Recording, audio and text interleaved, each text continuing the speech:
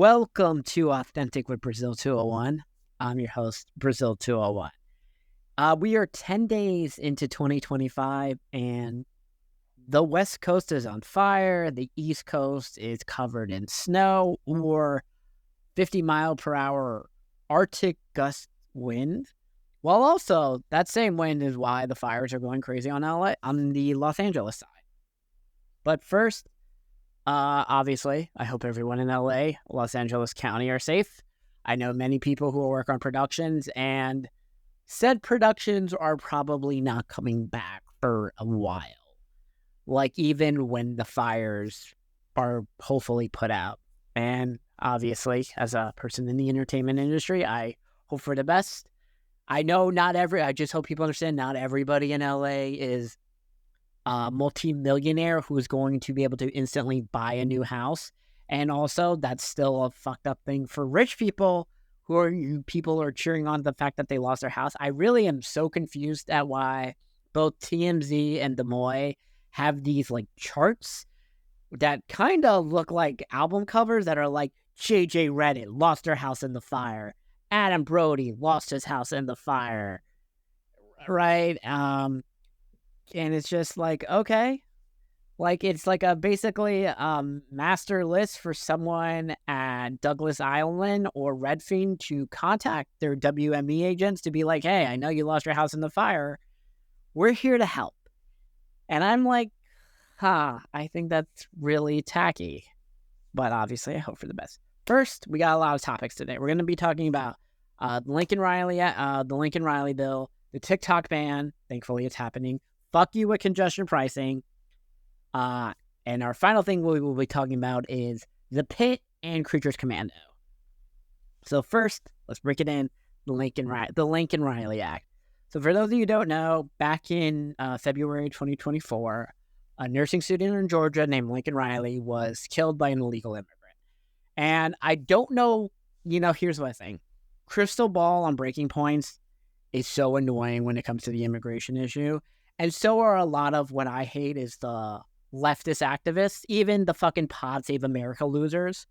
They're like, but, we need to have good, stable immigration. Actually, right now, the polling for mass deportations, whether it's 55% to 60, whatever, people want it. And I know their argument is like, families are going to get ripped apart and blah, blah, blah, blah, blah. And I'm pretty sure those images are going to, hurt people. No, people want them gone. So what the Lincoln Riley bill will do is, because right now, currently, yes, I hope you people understand, being here illegally is a crime.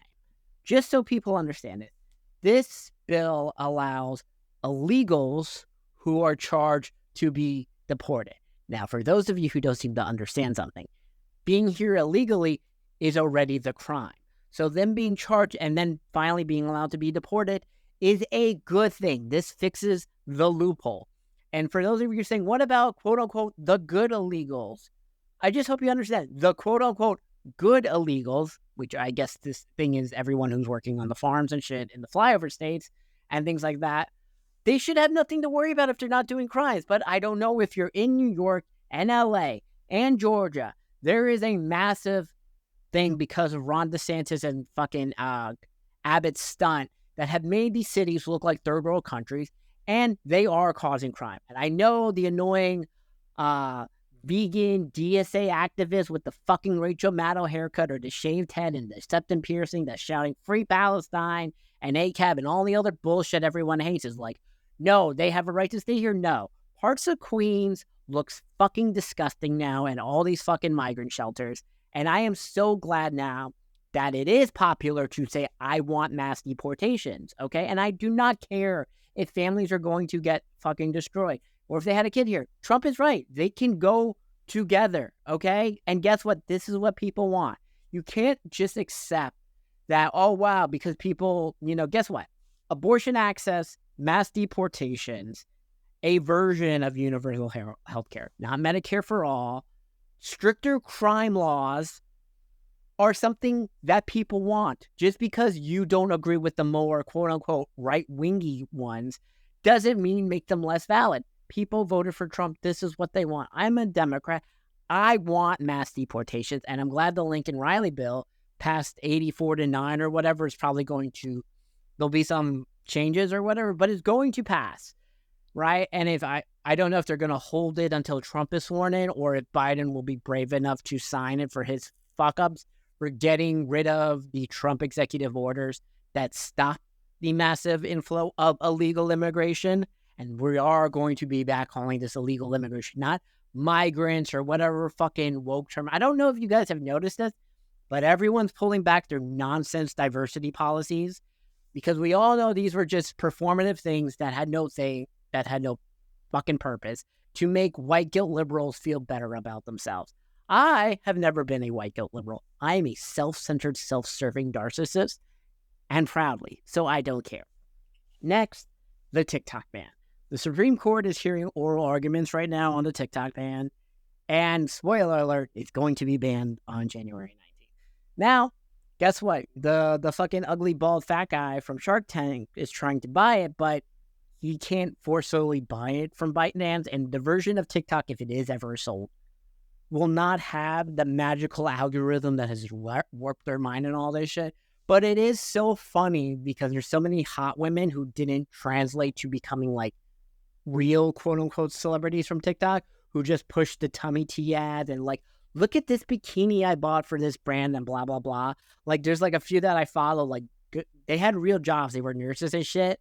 And they quit their jobs to basically follow their baseball boyfriends and shit. And it's just hilarious because they always assume they'll be able to make money just by being hot on TikTok. And it's funny because their quote-unquote fame hasn't translated well to the other platforms.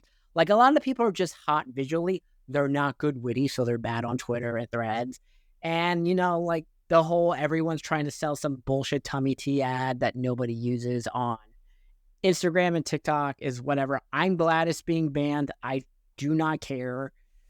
Everyone who's like I know some people are like, it's just because it's the app is so pro-Palestine. Yeah, I'm fine. That's a reason probably it's also getting banned, and I do not give a shit. Next, congestion pricing. I just want you to know congestion pricing sucks. So let me tell you how this works now. Because congestion pricing did not get rid of congestion. It has made it worse everywhere because now no one wants to drive below 60th Street. Okay, first of all, on the Queens Bridge that goes into Manhattan, right, there are two exits. One gets you off at 61st Street. The other gets you off at 59th Street. So if you take the bottom floor, that gets you off at 59th Street, and you're hit with the $9 fucking toll. So now that entire bottom bridge is empty because everyone's just getting off at 61st Street now. So congratulations, now that entire part of the Upper East Side is a fucking mess.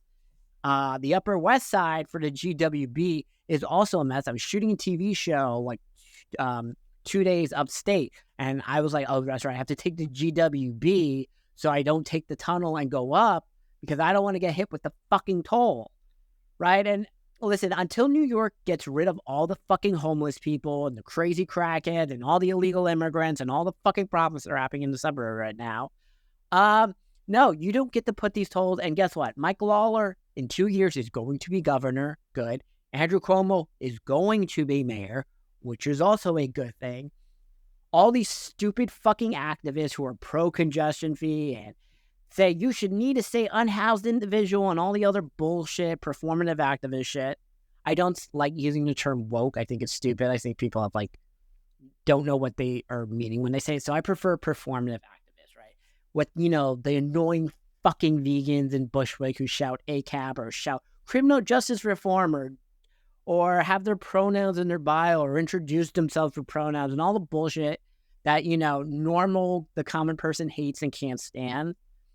I am glad all that's going to go away because, spoilers, if I run or because it's, in for president, guess what? I am the Democratic Donald Trump, and I am going to be the 2028 Democratic nominee. And it does not matter about the bad things I've done in my past, how problematic I am, or the quote-unquote racist things I may say, or the fact I like sliding in every hot white girl's DMs. Because listen, if you're hot, I'm trying to, get your number, get some pumpkin spice espresso martini. Let's see what happens. I'm very honest with my intentions. I don't want to get married. I'm just trying to fuck. Okay? It is what it is. I'm very honest with that. Some people are bothered by that. But, it is what it is on that side. So I do not care. Um, anyway, the next thing is we're gonna talk about 2 TV shows. First is Creatures Commando. Creatures Commando ended on Thursday, and I am still kind of confused at the Clayface thing, because that Clayface is supposed to have a movie in like 2 years, and I guess he's dead, but he's not dead. And they killed Nina, the fish lady. Like, it really feels like it fell flat. Like, they gave us all these origin stories for these 9 characters, and outside Weasel and G.I. Robot and Rick Flag and Waller, I don't know who we're seeing, because we've seen who's in the Superman movie and all this. It doesn't seem like there's really a connected thread. And maybe that's the Marvel aspect of like, how is this going to connect to the quote unquote bigger picture? And it's like mess up our mind. I didn't like the season finale. I liked most of the episodes. I thought it was a fun TV show, but I much prefer the Harley Quinn cartoon, which is not a part of the James Gunn universe. But like, it's more fun. Like, that seems a more better fleshed out DC universe. Next, The PITT. So The PITT is basically like 24, as in every episode takes place in an hour in real time. And it's 15 episodes, 15 hours. And it is the most graphic hospital show currently on television. Like, I love Grey's Anatomy, and we are used to seeing some crazy things, but my God, The PITT is very graphic. There's a guy who is like a fucking DoorDash scooter delivery person. He falls on his face, and his face is so fucked up, and they are like, how they're trying to do the reconstruction on it is disgusting. This girl's leg got like chopped off because she got hit in front of the train. I assume the show is in New York because they're like in subways and shit. I haven't been like, I'm like watching. I still have no idea where it is, but like when I think subway and all these like situations that are happening, I am assuming this is I guess, upstate Riverdale type New York show. Either way, it's a pseudo sequel to the ER. I know it's not the ER, but it's the ER in all but name. I'm going to watch it every week because like Grey's Anatomy isn't back till March. Actually, maybe lower, because I don't know if parts of studios, those stages by Studio City are fine and things like that in regards to the LA fires. But yeah, also, I would proudly vote for the Lincoln Riley Act. Proudly. And that has been another episode of Authentic with Brazil 201.